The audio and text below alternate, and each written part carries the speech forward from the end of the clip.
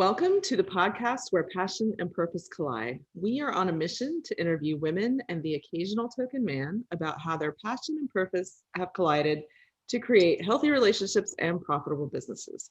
I'm Elizabeth Denham here with Rebecca Monet as my co-host, and we are the hosts of Where Passion and Purpose Collide and the publishers of the Franchise Woman magazine. And we have founded the Coterie for Women. So check that out if you are looking for a group of women to connect with. Today, we're having a special Mother's Day episode. We have three hardworking women who also are mothers. So what we're going to do today is let everybody introduce themselves and tell us how many kids you have and how old they are. And then we're going to dig deep into the idea of working motherhood. So I'll start. I have 5 kids of a blended family. 2 are 22, 1 is 20, 1 is 18, and 1 is 14. Rebecca, how many do you tell us the ages of yours? You have the adults. Yes, I'm the oldest of the batch here. I'm a mama. I have 2 children, 42 and 39, 6 grandchildren, and a great grandson who is hours away from delivery. I've been an entrepreneur all my life. I grew business, sold businesses. So I understand this idea of juggling. Amy, tell us about you. Hi, I'm Amy Johnson, and I'm the Chief Marketing Officer of AMCO. We're the world's largest transmission specialist franchisor. And I am the mother of a blended family of 6 children. So mine are 20, 19, 17, 15, 13, and 11. Oh, wow. Yeah. What was that about balance, you said? Yeah, really. I know. How about you, Christy? Tell us about you. So I'm a franchisee owner with Any Lab Test Now. I am been the owner of Any Lab Test Now here in Winter Park, Florida for 15 years now. We offer direct access testing at an affordable, convenient rate to consumers. So I'm a mom of a 14-year-old soon to be 15 and 11-year-old soon to be 12, 2 boys. Love it. All boys.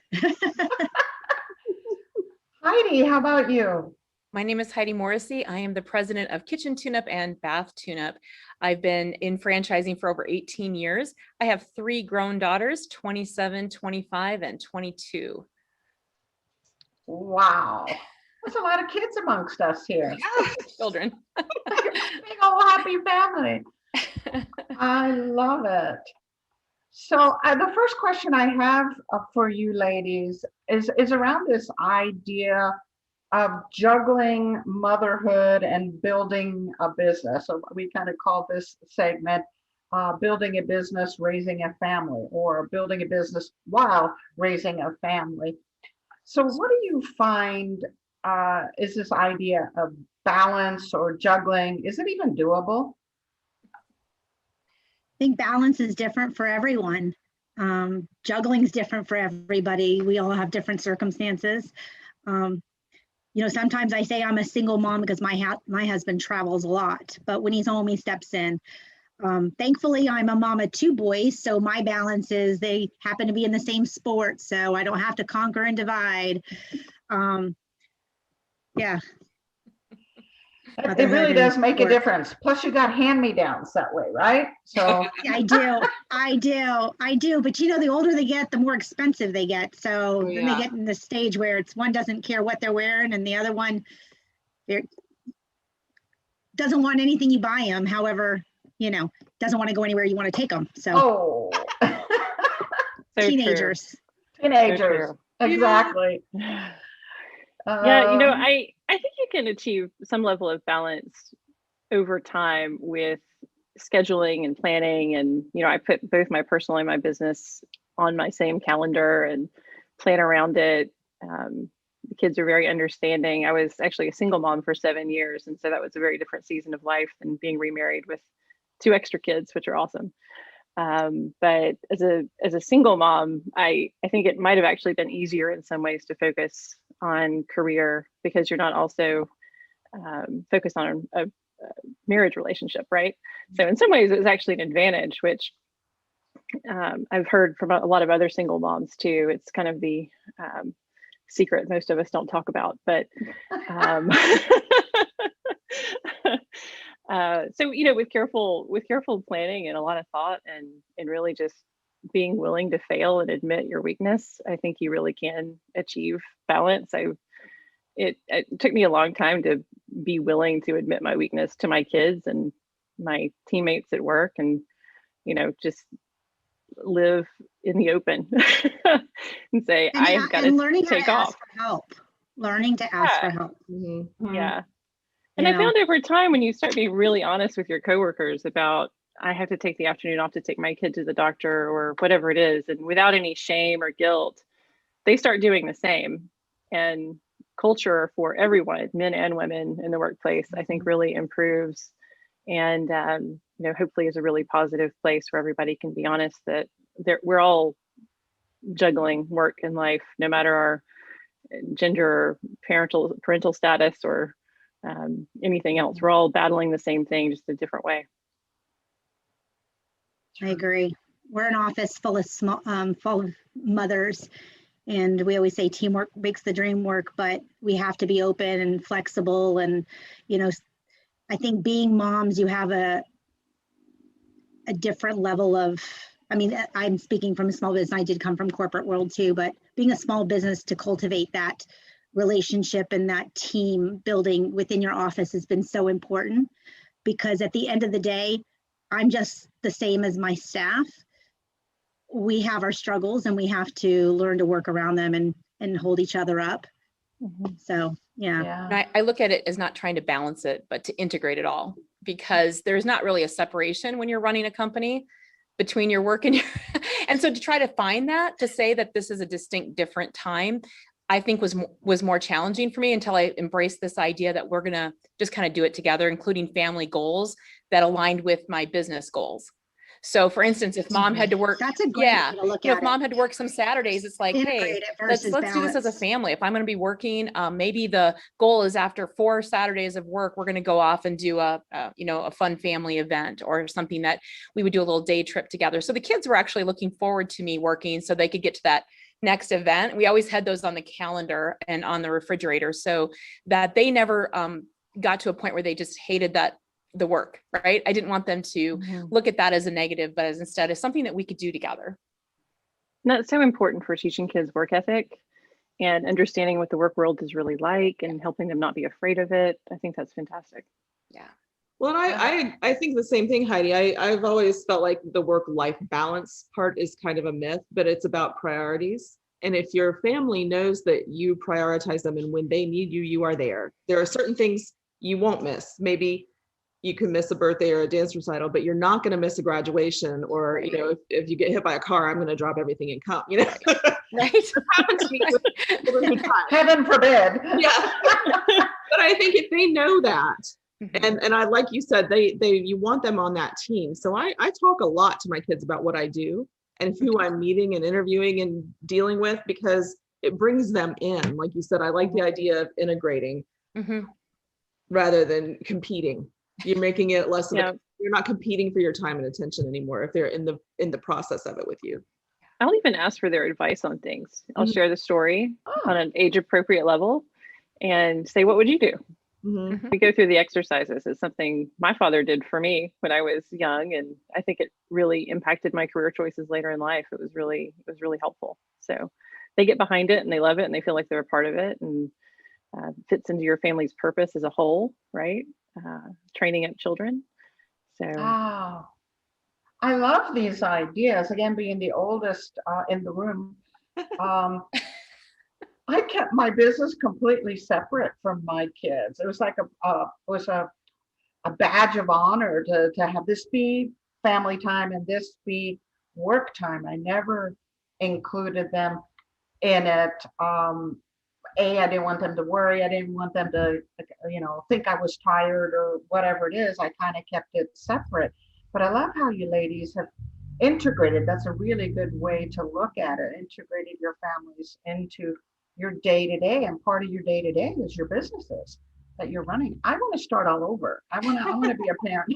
You know what? I think some of that is generational I because think it is generational. it is. Yeah. I have a friend who's a VP at a health insurance company, a big, huge company, and she is going through a divorce, and she's like, I'm setting more boundaries now, and I'm saying I'm going to be. They had a standing meeting at 9. She's like, well, I'm going to be in Carline, so just so you know, I'm going to be in Carline, and I'm not going to be in Carline. And she was talking about it, saying, I would not have said that before, because women have felt the need to almost hide the fact that they have children or families because it's viewed as something that's going to cripple you in your job. Mhm. Right. And she said, a man would never say that. Like my dad was a lawyer, and he would just say, well, I've got to go to this, or I've got to pick this one up here, or whatever.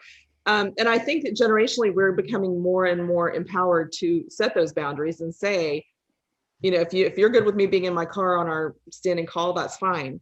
And I think, don't you think COVID has helped improve that too? I was just about to say that. I think that yes, COVID has definitely helped. If you're taking a call in the car, it's before I wouldn't think to do that. I would wait till I get to my office and have it. So COVID has definitely been able to be an outlet for more flexibility with things for like that. moms and dads, for that matter. We've learned to be more flexible and adaptable.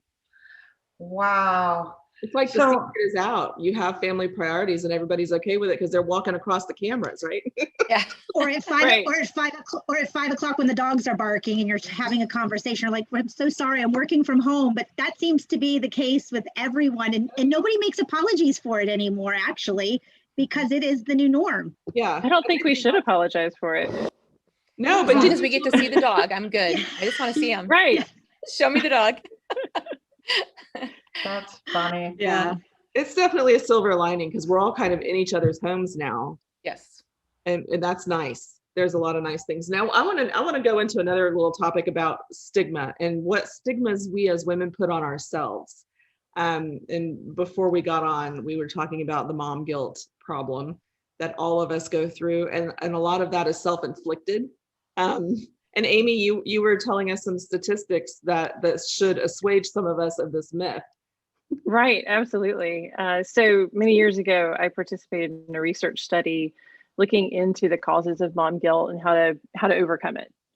And I really wasn't expecting the results. I thought it was going to be mostly neutral or maybe a little bit negative, the impact of having a working mom on children, because intuitively, and I grew up with a stay-at-home mom and very conservative household, and I would have assumed that there would be some negative impact on children, but the opposite is actually true.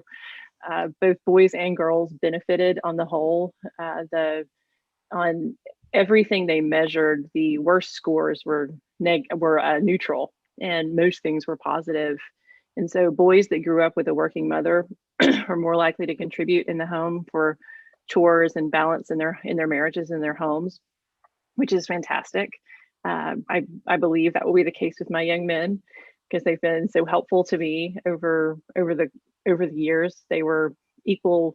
They shared equally in the chores of the home with my daughters and me. And then daughters who grew up with a working mom were more likely to report satisfaction in their work life as adults, which I think is so powerful, because if we can give our girls, our young women, satisfaction in their work lives that we may have had to struggle for, right? Mm-hmm. But if they can start out at a higher level of satisfaction than we did, because they know it's okay to pursue their passions outside the home, and that it's a benefit for their families, and they're not costing their families something, and there's no real need to feel guilt, then our next generation of daughters is going to be even better off than we were. What a beautiful thing. And so surprising, because most of us tell ourselves that we should be doing more. We should be volunteering at school more. We should be staying home more. We should do whatever it is. Are any of the three of you seeing that those numbers in action in your own children? Are you starting to see them living out those statistics? Oh, I think my daughter's going through school because they've all gone through college and have graduated, and they're all out in the work world. And I feel like they take a lot more risks. I mean, they watched mom do a stay-home business until I came in to help the family business be run. So for them, it's not even something that they are fearful of. They're just like, I'm just going to go and do this now. I'm going to go and write this script, or I'm going to go and I mean, I just don't remember at that age feeling that was always an option, but they feel like that's a great career path, is just to kind of go off a different way than traditional. And I love that. I felt I was really traditional at first, but obviously had to veer off. I have younger ones, so for me, I'm noticing a difference in my older son who's 14. He's going through his, puberty stages, and he's starting to appreciate and maybe just be more aware. My other one just, I actually started this company while I was pregnant. So it's all my kids know. Yeah. When mine were young, I was a small business owner, doing consulting and helping small businesses grow. And so it's fun. I owned a small business and I was working with a lot of small business owners. And so my children sort of grew up in that world where we were always sitting with and talking with, and I would often have to take my kids with me because that's just the way the world was for me at that time. And, meeting with them. And so they sort of grew up in that world of business meetings and listening to conversations and problem solving. Now, as young adults, I think watching me and my career has definitely been impactful to them, mostly because they tell me it has. My 20-year-old son wrote me the most tear-jerking note about a year ago, just telling me what an impact it had on him, watching me grow my career and watching the passion that I have for helping the people that I've been able to serve. And so I know it's been impactful and they've watched it. And I think it's given them a lot of boldness to, if they're interested in a career journey, they're like, hey, Mom, who do you know who's a biomedical engineer? I think that might be really cool. And I'm like, I think that sounds really cool. I'll find you somebody. And they'll just talk to them. Yeah. 5 years ago, Amy, would you have thought that would have had the impact? No, I thought they would need counseling for all the ramen they ate. Okay, so I don't feel so bad. Okay. No, and I do think, at certain times when your children are younger and things are so stressful because they are so dependent on you for transportation and activities and every calorie that goes in their mouth, that you feel like you're pulled a little too tight, like you can't quite get it done. Like maybe you're doing work 80%, I'm doing a little bit of 80%. everything and mastering none of it. Right. And years ago, I wrote on a sticky note that I think still survives today at home on a pin board. You can have it all, but you can't do it all. Ooh. So that sounds like a title of a book, Elizabeth. Elizabeth. Yes. And I think that's true. And I think, interestingly, Christy, with your sons being teenagers, I'm just getting through that. My boys are 18, 20, and 22. Just wait a couple more years, because I have had two of the three, the two that are now out of the house, come back later and thank me for things that you never think you're gonna, like they're very independent. They know how to do meals. They know how to do laundry. They go to college and they're like, Mom, these kids know how to do laundry. Mom, they don't know how to do this and that. And some of it was necessity, because I was a single mom for 8 years before I remarried too. And I think that played a part, but also having to work or, wanting to work and having them, I would call when I worked out of the house and say, hey, can you start browning the ground beef? I'm going to be home in this many minutes. This will save us some time. Hey, can you put on a pot of water? So they were included in the family plan. I had chore charts. I had all that. And eventually, Christy, they will come back and say, my one son said, because we talk a lot at my house, and their punishments to write essays and tell me why they do such stupid things. And so he said, thank you so much for making me uncomfortable. We're going to circle back around to that. Yeah, I know we're going to have to. I do the same thing. Do you really? I find it so, I just love it. I save them because sometimes they're hysterical. We have to touch more on this. Yeah.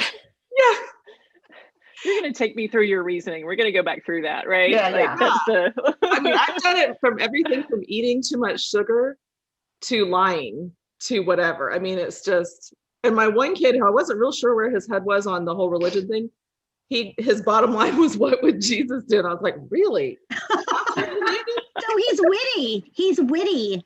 He was very witty. But I think, that your ages are hard, or, those two ages are harder. But once they hit past like 18, 20, then they're like, thank you for doing this. They start to see and recognize, because they go out into the world where other people's mothers didn't do those things, or didn't work as hard, or didn't teach them. So I think it's coming. And like I said, it has with my older one. He's starting to, I can start seeing a shift where he is wanting to be a little bit more, participate a little more with trying to make my life a little easier. So yeah, that's why I ask, did you think of that 5 years ago, Amy, that your son would even come to you and say, write this sweet little message to you? Because sometimes I'm just like, and I have boys. I don't know if you all have boys, but boys just don't. I love them, and God blessed me with 2 boys, because I don't think I could have handled girls. But I think that sometimes they're just not as, it's just their ages. It's just their ages. Hang in there, girl. Yeah. I know. You're your support group. Yeah, I get the hard stuff. I like to work. Yeah, that's so funny. It comes. So it really does. Heidi, your children are a little bit older, and you got involved in your father's business. Are your children now involved in your business? How's that happening? And would you advise it at all to the rest of us? That's a great question. It took me until, my late 30s really to even have an interest in the family business. So I had brothers that had worked in the family business prior, that they didn't stick around. And my dad was looking for a way to, how do I keep this going? Can we keep it in the family? And that's when he approached me, and when we moved back from Wisconsin to help out. But my oldest daughter did a couple of summers, where she worked in the office. And I won't tell you how she describes it now, but it was not her favorite job in the world. And of course, she didn't have a lot of responsibility. She was just doing tasks. And the kids are very independent, like I was. I remember growing up and thinking, my dad always had his business. There was no way I was ever going to work in that business. Like, I was going the other direction. And that's where my girls are today, in their 20s, are still going the other direction, trying other things, which I totally encourage. Like, I really believe that, spend a decade or longer, with somebody else as your boss, not your family, so that you can really come in with some skill sets that you're bringing in from another. So I was really glad that I did wait until I had done other things. Otherwise, I don't think that we would have had a successful experience as a family business. What made you shift gears, Heidi? To come into the family business? Well, I always say it was my dad's guilt a little bit, because we lived about 6 hours away with my 3 daughters, and the grandparents, uncles, aunts, cousins were all here in South Dakota. And so my dad was seeing what I was doing with my other business, and he'd be like, wow, this would be great. You could do this at Kitchen Tune-Up. And I would say, I know nothing about kitchens. I know nothing about franchising. And I don't think you and I could work together. And so one day he said to me, he goes, don't you think that the kids would like to be closer to the family? Okay. We thought we'd try it for 1 year just to see what would happen, 18 years later. So, it was really one of those where it just like, it was a mom guilt kind of moment. It was like, that would be kind of nice to be able to have big Sunday dinners with families and stuff like that, instead of all the driving. So it was really just that question that really prompted a big life change. But it goes right back to where this conversation started, right? Which is about the mom guilt. Mm-hmm. You made a big career and a physical move because of mom guilt. Because of your guilt. Children and wanting them to have more family and those memories. Otherwise, your career would have gone a whole nother direction, and you were happy. Yeah, I was, happy both places, right? Because I believe that you decide that. I don't think that your circumstances do, but I believe you take the happiness where you go. But I do think that it would have been a different life completely, yes. Did your family pitch in with the kids? You know what, that's what Rebecca mentioned. My husband actually, he was a school teacher. He kind of just said, listen, let's flip flop. If you're going to go in, I will be here with the kids and do what needs to be done. So I think in my whole lifetime of my children, I maybe have gone to like 4 teacher conferences. He did all of that. And That's that awesome. allowed me to kind of do what I needed to do and be, the best when I was with them. So he was the one that was volunteering at the dance recital nights. Making sure he was backstage, helping out, making sure the girls had their braids in and all that kind of stuff, just those odd things. So I was very blessed to have somebody that said, listen, I see what you can do and I want you to do it. And I would like to make sure that, the kids still have that kind of security at home if that's what's needed. So, it was really nice to have that, but definitely they had a lot more family around and they were growing up with their cousins and uncles and aunts and stuff. So that takes me to another question. So we can see how Heidi is guilt motivated, as am I. Can you think of decisions you've made out of mom guilt? Whether it paid off or didn't pay off, can you think of decisions you've made out of mom guilt? Gosh, there's probably a lot of them, but I think every day is a mom guilt. So it's decision, do I leave work early so I can be there for them for their homework? I mean, just simple things. Every day I suffer from mom guilt. This morning they had FSA testing and I needed to get to the office as someone called in and, I had to make them breakfast because in my head I needed them full bellies, brain boosted and ready to go. So, but my staff also needed me because I was down as a staff member, but I had to really stop and say, you know what, my staff can handle this. They can be without me. My kids come first. Every day that struggle is, my kids are most important, but can they have a bowl of cereal? Yes. Exactly. That's so funny. Well, what about either of you, the others, Amy or Heidi, have you made decisions like that? It's kind of hard to come up with it on the spot, isn't it? Yeah, it is kind of hard to come. I can think of 1,000 things that I've done because I felt bad or I felt guilty. My daughter would regularly say, especially when she was between 14 and 17, I want a 24/7 mother. I could hear that ringing in my head constantly. I want a 24/7 mother. I'm like, is there such a thing? I don't think there is such a thing. But that's what she needed and that's what she wanted. And as a single parent, my kids were 3 and 1 when their dad and I divorced, and I didn't remarry. So the chances of a 24/7 mother was impossible unless I came into some big money somewhere, which didn't happen, by the way. But I can think of many compromises and things that I did out of feeling guilt that they truly needed me. I know my business would have been much larger and much bigger had I not taken off at such and such time to go to that game, had I not done these things. There's definitely things I did because I wanted to, but I also know, as Heidi described, that a lot of it was out of guilt. I was prioritizing, but it was also coming out of guilt. And I look back and say, this is what it could have been, the business could have been, but it's this instead because I chose to raise my family, or at least do as much as I could in that area. How did you answer her when she said that? Well, I tried not to laugh because that would be kind of rude, especially when you got teenagers, you kind of know you don't do that to a hormonal 14, 15, 16, 17-year-old girl. I would just answer with, I wish I could, honey.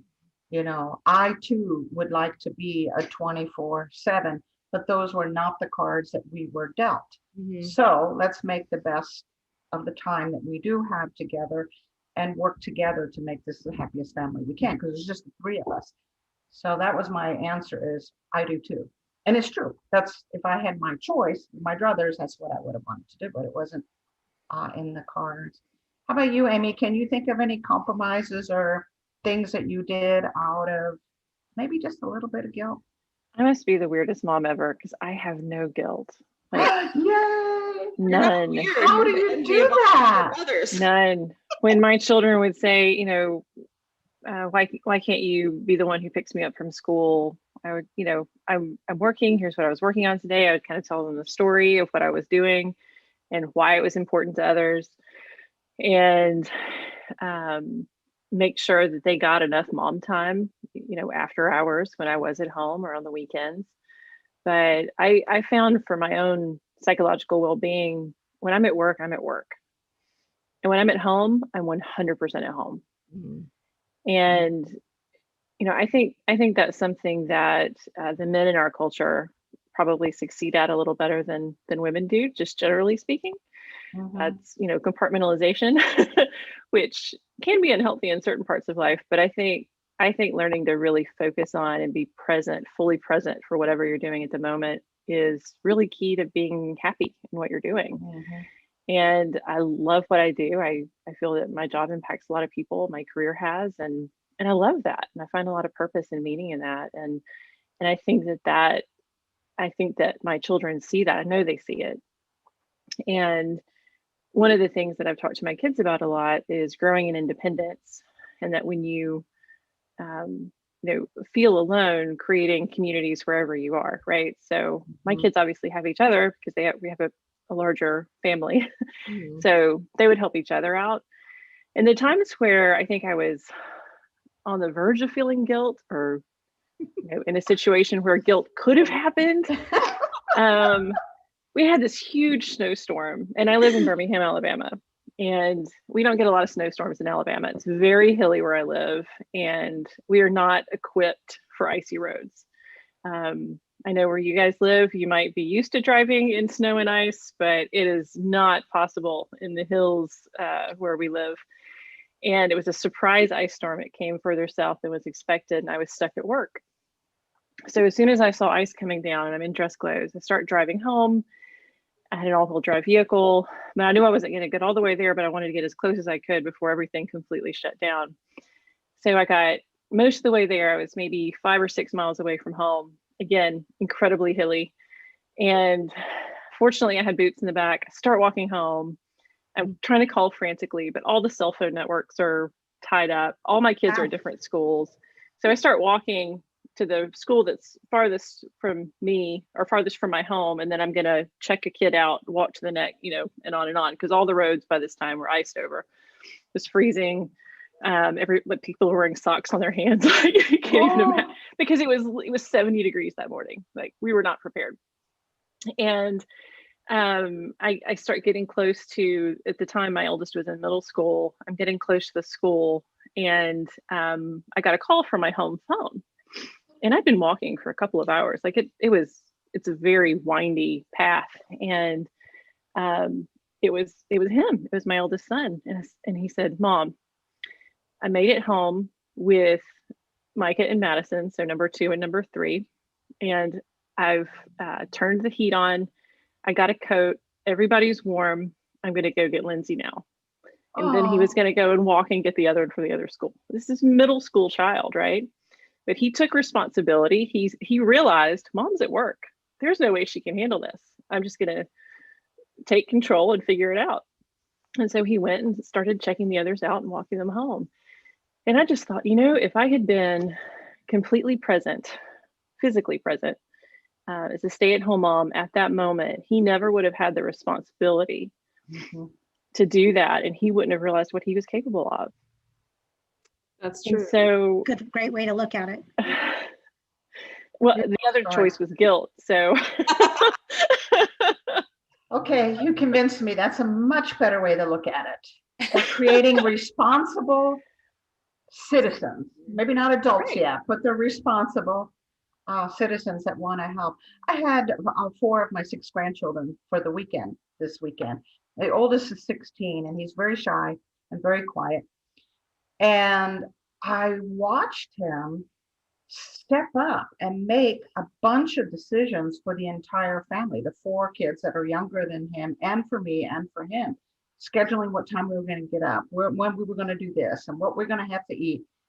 And I was like, how did he learn all of those things? And I think it's to your point, ladies, is he has working parents. His dad, his mom work, right? And he has learned to step up and take care of the younger ones, and he was very proud of it. I mean, he's like, felt like I had a man in the house. It was just this great feeling for a 16-year-old boy to step up and just do what he saw that needed to be done and what was right by the entire family. So it's a beautiful story. Amy, thank you for sharing that. Yeah. Wow. And I was adulthood trudging right is along with you there.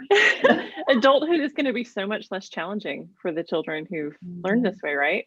I think so. You know, when I moved out, it was like, you know, it was so, I knew how to do housework and such, but so many of the parts of home management, I just had no idea because I'd never done it. And I think my children will have a pretty good idea. I think they stop and surprise you a lot of the times. You know, I'm guilty of not stopping.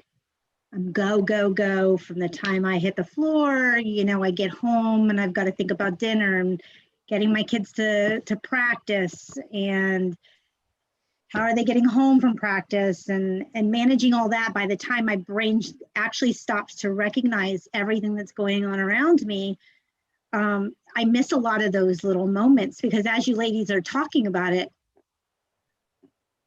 those happen in my house. You know, those my son does do things like that. So I think what y'all are teaching me is, having older children, is that I don't necessarily recognize all those moments because I'm just so Heads busy, down, you know, and yeah, you just tunnel vision, and I'm just trying to keep my feet planted and go. Right. So thank you.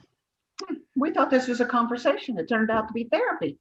Yeah, thank you. Letting them learn. Vicariously through people with older kids. Exactly. That's why you have to have friends of multiple generations of women. Right. So they say it takes a village, right? Hang out with us old folks. We'll show you how it is.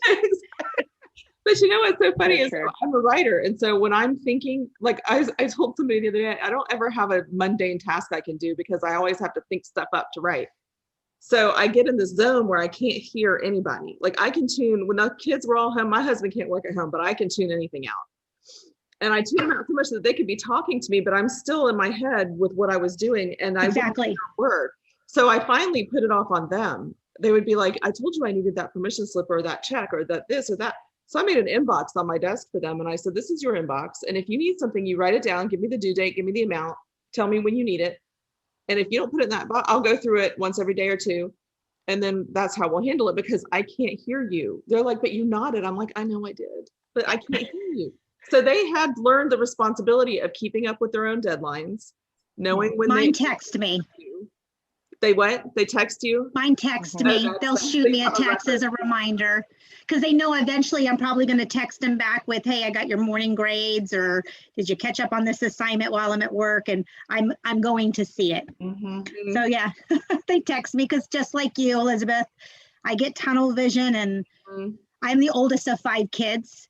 Me so tuning, are you? So tuning out is something that I'm very good at. I have trouble working in the quiet. You get so used to the noise. It's really hard when I it's play quiet. music or I'm tapping.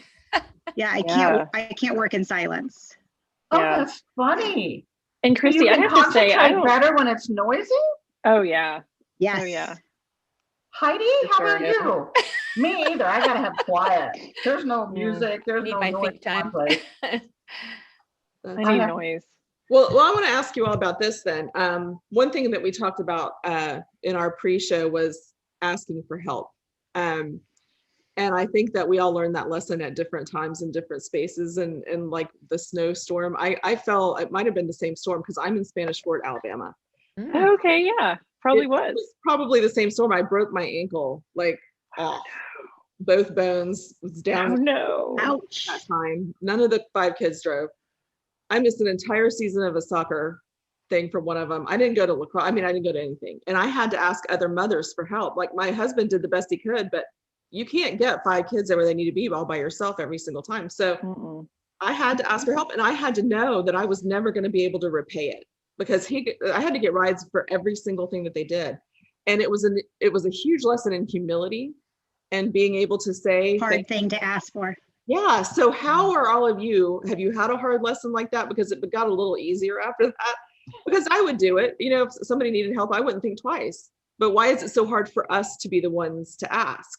So how have you managed with that? Because I think that's a huge lesson when you're a working mom that you need to overcome. I have a nice size village. And thankfully my oldest has a group of boys they've been friends with since kindergarten, and they play the same sports. And, the only trouble that I have with my children when it comes to asking for help is I have two. So you don't just get one, you get two.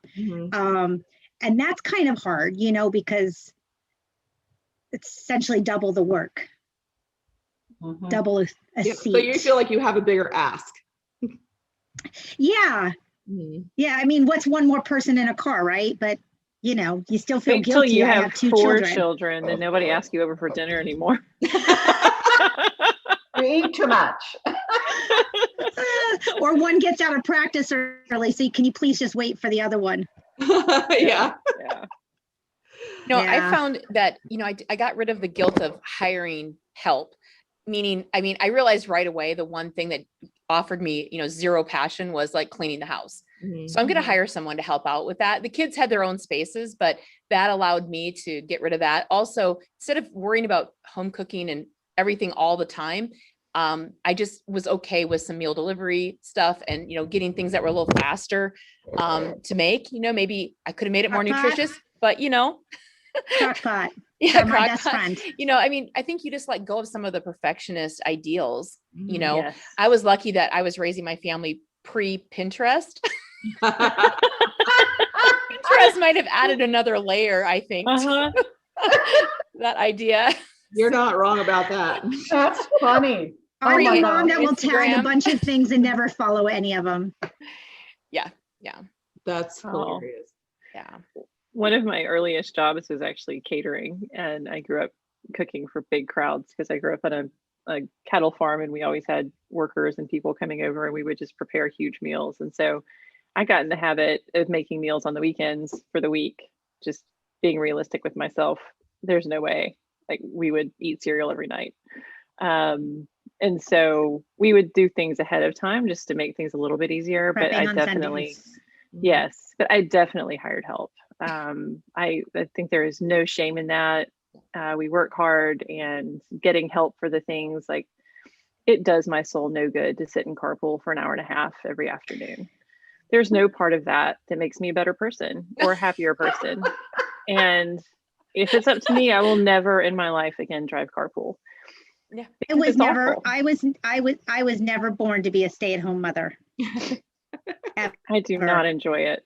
And so I would hire nannies. At one point I had a live-in nanny because it was, partial trade for lodging. And then I was traveling all the time, and I was a single mom of 4. And instead of having different people spend the night, different nannies, I just thought, let me find somebody who would like to live with our family and eat home cooked meals on the occasion that I'm home while I'm traveling all the time. And then I would parent my kids, via text and structure their weeks ahead of time and do my best. That took a lot of planning.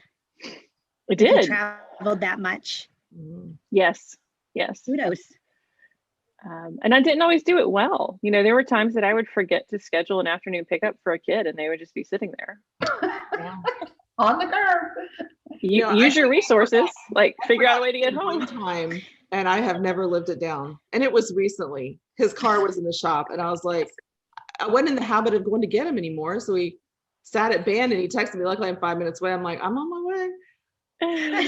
Now he's old enough that he thought that was the funniest thing ever, because now he has something on me. Oh, I did it way more than once. My kids still make fun of Thankfully, me you didn't about have it. Life 360. Yeah, where they could see where you are too. Yeah. Yeah, exactly. But if everything goes right and you orchestrate your kids' lives in a way that they don't feel pain or discomfort or inconvenience or having to wait an extra hour for dinner because you were super busy at work that day, or like whatever the case is, life is full of problems and struggle, and that's okay. It's part of what makes it beautiful. And solving those problems gives kids and adults a real sense of accomplishment. And so who am I to steal that feeling of accomplishment from my children by making their lives perfect? I also think that kids do more extracurricular things than we even ever 20 did. years or 30 years yeah. ago. So parents are busier than ever acting as shuttles or whatever it is they're having to do. I remember my son and daughter-in-law having to limit the oldest, who was into dance and cheer and softball and and volleyball and all of these things, they had to limit her to 2 items that she could do per season. It was just too much, especially as the 2 younger ones became older and more active. It's just a lot. It's like you have to have a live-in chauffeur and a live-in cook and a live-in, housekeeper just to keep up with the kids, let alone our own lives. You made a comment earlier, Rebecca, that was the guilt of how you could have expanded more, but you had the kids. I think that is, something I don't regret. I, as a mom, I've been trying to balance everything with regards to allowing them to have their curricular activities. I was the oldest of 5. My parents were in the military. We traveled. So I was limited on what my parents could do for me, both financially and with my dad being in the military and, my mom owning daycare centers. We didn't have a lot of opportunity to make we made memories, but nothing what I feel like I'm able to give my kids now. So because of that, I hold back a lot from work and growing as much as I could grow, because I have such young kids that I don't want that same feeling for my children. So I'm able to do a lot with them, and I'm thankful for that. Yeah. When the opportunity came to me to take on another franchise, I just said no. Obviously we all want to expand, but it's just not the right time for me. Mm-hmm. There'll be another opportunity at the right time. Yeah. When the boys are older. Yeah. Well, and the right opportunity, I'm launching this whole different career at this point with Rebecca and publishing and the Coterie and all that, partly because my kids are older now. I did a lot of freelance writing before, and then I worked for my dad for 8 years, and I wouldn't have made these decisions then. Right. We're all home. Like I had with the 5 and remarriage, you're working on a new marriage with stepchildren and all that goes in with that. So I think sometimes it's just times and places. Like now I have this freedom. We're going to be almost empty nesting because the last one lives mostly with her mother. So most of the week we're going to be alone starting in the fall. And I'm kind of excited about it because it's he and I have never been alone. I'm sure you have this experience too, Amy, but we're kind of excited to be alone. But I think recognizing the times and places and what you're willing to do or not do or sacrifice or grow and be okay with it, that's where you've got to live. Like I know eventually I might be able to, like when you start to drive, Christy, that's going to change your life, Oh yeah. The most liberating life ever. And when they can fully prepare meals. Like, do I buy my child a car, or do I selfishly buy him a car to afford me the opportunity to stay at work a little longer and take care of his brother and take him to practice? Or do I just, do what my father did to me, was, work, pay for half of it, and whatever you save, I meet you halfway, and teach them the responsibility of money and that it doesn't grow on trees, and so. You buy the car. I'll tell you the answer. Can't you have instead of an either or, maybe there's an and in there somehow where they pay for a part of it and you pay for I'm searching for it, ladies. Somebody tell me. Amy says buy the car. So yeah, our kids had to work for gas. We never bought their gas. So they each paid $500 into the car, whatever the car they got. And then they always had to pay their gas, so that they did learn the value of the dollar. Because they're little friends and that they just can't go everywhere whenever. If they run out of money, that's not my problem. A very good attitude. There are different ways you can come at it to teach them those lessons, but I tell you what, there's nothing better than kids who can drive, other than the laying awake at night worrying if they're not on time. Well, if they're not on time, they lose their keys. So why wouldn't they be on time? As long as they're safe. I've always told the worst thing you can ever do to me is make me worry when you're actually okay. Right. Don't do that. You make me worry, you better and not. There's Life 360. Yeah. Right. I will say with the activities there, Christy, what I was thinking, you know, is the number of activities we let our kids participate in, and I don't know if you other ladies who have older children have gone through this. I really had to pare back. I had to, you know, let sometimes even choose only a couple of kids get activities this semester or this year, and the others will do little things on the side, right? Because it was just too much chaos. And, you know, we do this at work. One time. Right. And at work, you know, I always try to, if I'm having a problem at home with my kids, with managing my family, my kids, I'll think like, what would I do if this were at work? And I do the opposite too. But if it were at work and somebody on my team was overwhelmed or couldn't manage all the things, right? What would I do? I would help them prioritize, remove a couple of things from their plate until we can really be successful at the few things that we've prioritized. And I think we have to be willing to do that with our children as well, because it helps them learn healthy habits for life. Right. You know, there are certain times in my life when I can have more hobbies. Like now I'm starting to actually have hobbies again. It's amazing. But when my kids were your kids' ages, Christy, like I was driving and feeding them and getting them to bed and helping them with school. And I didn't have a lot of time for extracurricular activities. I had to find joy in the, you know, trying a new recipe or some of the smaller things in life. Finding a new show on TV, right? Right. I mean, 5 kids. I can't yeah. And you're sane. Some people think so. Yeah, we think so. We haven't verified it yet, but I haven't got the test back, but probably. Hey, I do that. Not really. So ladies, our time has like zipped by here. But before we log off, I do want to ask one question of each of you who have successfully juggled the idea of build a business, raise a family idea. And that is what advice you would give. And maybe it's advice at this stage of life or when you were younger or your early mom or wherever you are in your career, the piece of advice that you would give other women, mamas, who are growing businesses. What would be that piece of advice?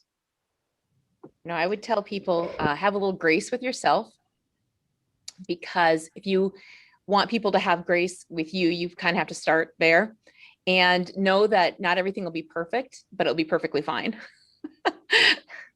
Yeah. That's great. Yeah. How do you do that though, Heidi? Give yourself grace, because I think as women, we beat ourselves are up. a little bit, yes, we are. We're probably the hardest on ourselves than anyone.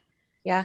You know, I think it just comes down to working on those thoughts that nag at you, that make you believe, you know, you're creating a story. You know, the story is not necessarily true. Check in with somebody to see, before you kind of buy into that crazy story of guilt that you might be having, to see if anyone else feels the same way, or is this just a self-created story? And, you know, you check with, you know, your trusted people around you, and they're probably going to be the ones to help that story start to shift. And I heard it today. You guys are all great at taking the story of whatever it is and making it work for you. And I think that you just need to keep working on that place. And I think that's a great skill set to teach your children too. I think so too. Yeah. I mean, just even this conversation, me, a baby boomer with kids in their 40s, and the stories I told myself as a mom, as a business owner, as a single mother, very different than the stories you guys were telling when you were raising your families. I wished I would have, to your point, Heidi, had others I could say, hey, this is a story that's going on in my head. Am I crazy? Is there another way to look at this? I wished I would have had that. And I didn't. I just assumed this is the way everybody thought. Right. And I can see it was very limiting. And that, thank you, Heidi, for that advice. Makes you feel not alone, doesn't it? It does. It really does. It's so important. As women, we are designed to be part of the tribe. We are designed to be in community and be in relationship with one another. But oftentimes we get kind of isolated. Christy, what's your advice if you were to give advice to women, business owners? I would say that if you are going to think about getting into owning your own business, a lot to what Heidi says, have grace. Be prepared to, to work hard, but also I think the most important thing is find something that you love to do outside of the home. A lot of what happens to me is what I carry sometimes into my home. And so if I'm having a bad day or I don't like what I'm doing, which I do, I love what I do. So thankfully for that, every day going home, or most days, for the things I can control, it makes me a better mother. Because if I invested into something that I just didn't like for just the paycheck, I think that would carry through. Mm-hmm. Wow, that's a mouthful. That's great advice. My daughter's actually going through just that, where she was in a business and was miserable, absolutely miserable. And then she would go home to 3 little girls and she would be angry at herself for choosing misery over motherhood. And Sounds terrible. It can happen. I mean, it can happen. Definitely. I mean, and stress is going to be with you wherever you are and whatever job you have. But love can overcome that. You have to be passionate about it because that passion will carry through. And then that's the rewarding part with your children is I don't want I always tell my kids, it's not about the money. It's about what you love to do. So find something that you love to do. It'll carry through and the kids will see that you're happy. Yeah. Yeah. Great advice. Are we taking notes? Definitely taking notes for our therapy session. Yeah. How about you? What When's the advice? next one? I'll bring the bottle of wine. Yeah. Right. Speaking of my son. Oh, right, honey, you're going to have to wait another 5 minutes. Right. And I'm about to tell him that. Amy, how about you, hon? I was thinking if there were one piece of advice, and I love Heidi's advice. I think I often joke that lowering your standards is the key to happiness. Cut yourself some slack, right? It's so important. But I think for moms, and especially with the younger moms that I've had the privilege of mentoring and working with and walking alongside as they go through their career journey, I encourage them to really think about their purpose. Really think through, why am I here? And what am I doing when I'm truly happy? Where am I the most fulfilled? And always choose a career, obviously, that aligns with that as much as is possible. And for some women, we find ourselves in places in our career that is not our current reality, but always be working toward it. But when we find that purpose and the thing that gives us the most joy, whether it be in work or through volunteer activities or whatever it is, and hopefully you can integrate all those things in your life and they become one and the same, to find ways to communicate that to the kids and really make it something that you're working on together corporately. Because when you involve them in that, in whatever measure, everybody ends up being happier at the end of the day. Yeah, so true. So true. I think that was a mic drop. I haven't What they call it a mic drop, very modern mic drop. Rebecca, Elizabeth. You ladies are awesome. Can we do this every week? That's what I said. I'll bring the wine. Anytime. This is what the Coterie is all about. I was going to say we have Hump Day Happy Hour every Wednesday night at 5 on Zoom. Come join us. We would love to Let's do it. Send me an invite. I'm going to be there. Okay, so here's where the guilt comes in. Do I take my franchise conference call or do I take this call if I can drink wine? You come hang out with us because we're fun. And we're just have them purpose. record the other one. And we give you grace. We do everything, the 3 of you. Love it. So, but wait. Elizabeth, you are a mama bear. I want advice from you. Advice from me to people who are mamas raising their children and building a business at the same time. So tell us what advice you have. My advice is to focus forward. That's one thing I've been working on this year. because I think so much of the guilt comes from looking back or regret or wishing we had done things differently, or why didn't I grow my business faster or whatever. And I think if you just know that you've made every decision with the best information you had in that moment, whether it was good or bad, we all do the best we can in the moment with what we have. And you can do better and better every single day, and focusing on that instead of focusing on behind, and teaching your kids those things too, because sometimes we just live in this poor pitiful me. When we've been through divorce, we've been through remarriage, we've been through custody battles, we've been through all of those things. And just to keep focusing forward on what you have yet to achieve and are capable of achieving, I think gets rid of some of that guilt. That's so powerful. And rejecting the potential for a victimhood mentality that comes, a single mom for a long time, and people look at you like you're a victim and treat you like you are. And I'm like, I am not a victim. What's that saying? Don't sweat the small stuff. Remember, it's all small stuff. Control what you can and let go of what you can't. Yeah. Well, and my biggest lesson I've ever taught my 5 kids and all of their struggles and all of it, I've told 4 of them this story now, is that when I got divorced, it was a horrible divorce. My son was sick. My husband was just doing terrible things. And so I could have been a victim. I could have been angry for the rest of my life and no one would have blamed me. But I had to live with my parents because I couldn't work with my child was having seizures. But I remember having a moment where I thought, whatever happened to me is done. I can't blame. I can't be angry. I can't live in that because my children are going to grow up to be angry, bitter people. So whatever happens to me starting today is my responsibility. And I've told each of them that. And the funny thing is, all 4 of them have said the same thing. How long did that take you? Like, about a year. Yeah. Well, you have to heal. But you did it. Yes. Yeah. I mean, you do it, and we all go through that, and it's okay. But you have to being responsible for being responsible, accepting that, and teaching your kids to do that. Yeah. I think that's probably, and that goes toward focusing forward. Yeah. It's huge. And your kids are going to grow up great. knowing they can do anything they put their minds to because they saw their mom overcome really difficult stuff and have a great attitude and push forward and wake up every day and fight. And that's amazing.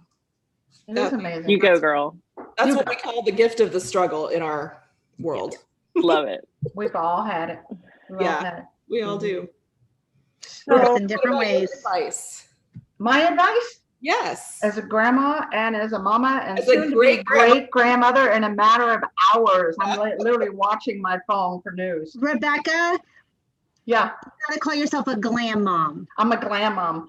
Oh, I like it. Because They've been I can't asking even me- believe you have great grandkids. Oh, thank you, sweetheart. I am so Well, great excited. grandkid. I'm so excited. Yes.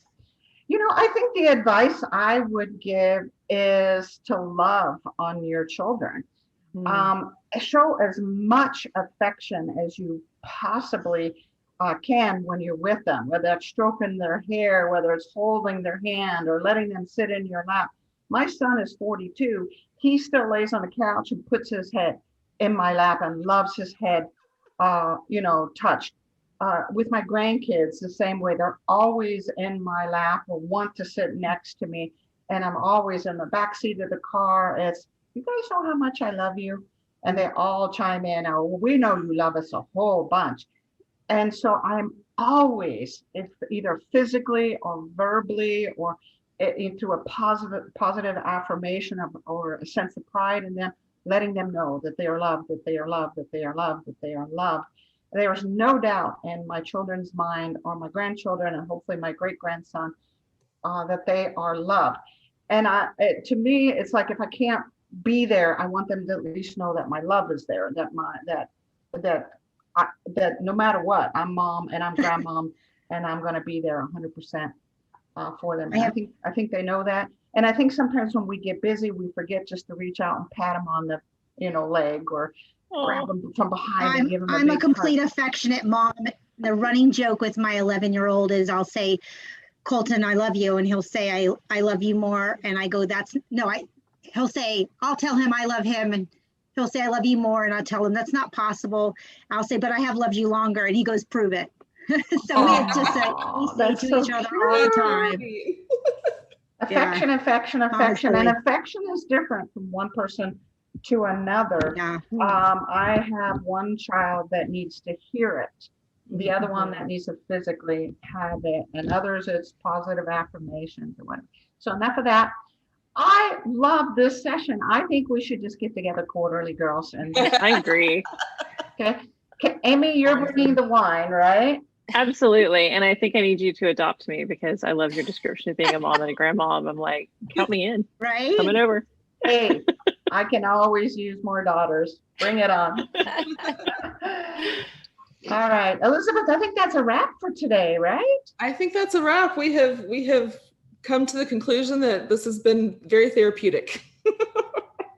It was awesome, ladies. Thank you so Middle of the much. workday. Thank you, ladies. you for very joining much. us. For coming and sharing your stories of motherhood and joy and trial and pain and, more joy with us. I think it matters a lot for other women to be able to hear these conversations and to participate in them.